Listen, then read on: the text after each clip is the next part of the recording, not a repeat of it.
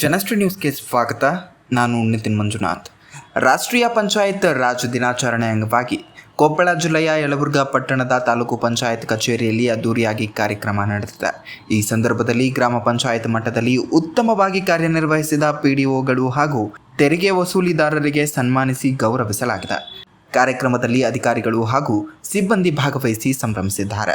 ಕಾರ್ಯಕ್ರಮದ ಬಳಿಕ ನರೇಗಾ ಯೋಜನೆಯ ಅಧಿಕಾರಿ ಹನುಮಂತಗೌಡ ಪಾಟೀಲ್ ಮಾತನಾಡಿ, ಅಧಿಕಾರಿಗಳು ಸ್ವಯಂ ಪ್ರೇರಿತವಾಗಿ ಕೆಲಸ ಮಾಡಿ ಸಾರ್ವಜನಿಕರಿಗೆ ಉತ್ತಮ ಸೇವೆ ನೀಡಬೇಕು ಎಂದು ಸಲಹೆ ನೀಡಿದ್ದಾರೆ. ಸಾಮಾನ್ಯವಾಗಿ ಇದು ಎಲ್ಲರೂ ನಾವೇ ಇರೋರಿಲ್ಲ. ಇವು ನಮ್ದು ಈ ಪಂಚಾಯತ್ ರಾಜ್ಯ ದಿನವನ್ನ ನಾವೆಲ್ಲರೂ ಏನಾಗುತ್ತಂದ್ರೆ ಅಲ್ಲಿ ಕೂತೋದ್ನಾಗ ನೀವು ಏನೇನೋ ಮೈಂಡ್ನಾಗ ಹೋಗ್ತಿರುತ್ತೆ. ನಾನು ಮಾತಾಡಬೇಕು, ನೀ ಹಿಂಗೆ ಮಾತಾಡಬೇಕು, ನಾ ಏನೆಲ್ಲ ಅನಿಸಿಕೆಗಳನ್ನು ಬರ್ತೀನಿ.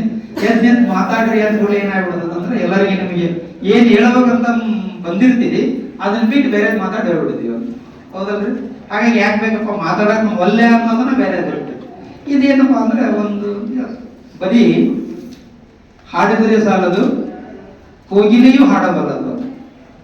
ಬರೀ ಮಾತನಾಡಿದರೆ ಸಾಲದು, ಗಿಳಿಯೂ ಮಾತನಾಡಬಲ್ಲದು. ಹಾಡಿದ ಹಾಡು, ಮಾತನಾಡಿದ ಮಾತು ಕೇಳುಗರ ಮನತನಿಸುವಂತಿರಬೇಕು. ಈ ಕಾರ್ಯಕ್ರಮ ಯಲಬುರ್ಗಾದಲ್ಲಿ ವಿಜೃಂಭಣೆಯಿಂದ ನಡೆದಿದೆ.